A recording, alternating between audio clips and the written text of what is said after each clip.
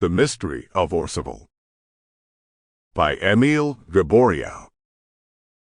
Translated by Holt and Williams. 1. On Thursday, the 9th of July, 186, Jean Berthaud and his son, well known at Orcival as living by poaching and marauding, rose at 3 o'clock in the morning just at daybreak to go fishing.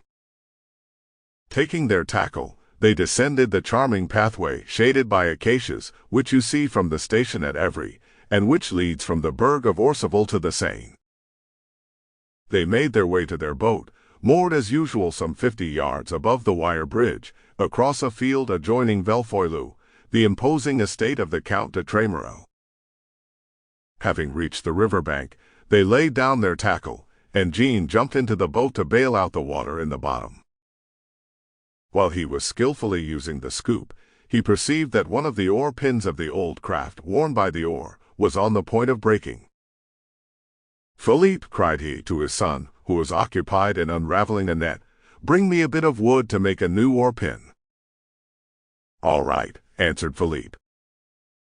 There was no tree in the field. The young man bent his steps toward the park of Velfoilou, a few rods distant, and, neglectful of Article 391 of the Penal Code, jumped across the wide ditch which surrounds M. de Tremorel's domain. He thought he would cut off a branch of one of the old willows, which at this place touched the water with their drooping branches. He had scarcely drawn his knife from his pocket, while looking about him with the poacher's unquiet glance, when he uttered a low cry, "Father! Here! Father!" "What's the matter?" responded the old marauder, without pausing from his work. "Father, come here," continued Philippe. "In heaven's name, come here quick." Jean knew by the tone of his son's voice that something unusual had happened. He threw down his scoop, and, anxiety quickening him, in 3 leaps was in the park. He also stood still, horror-struck, before the spectacle which had terrified Philippe. On the bank of the river, among the stumps and flags, was stretched a woman's body. Her long, disheveled locks lay among the water shrubs. Her dress, of gray silk, was soiled with mire and blood. All the upper part of the body lay in shallow water, and her face had sunk in the mud. "A murder," muttered Philippe, whose voice trembled.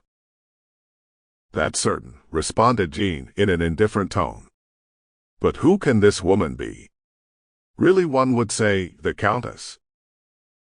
"We'll see," said the young man. He stepped toward the... Sample complete. Ready to continue?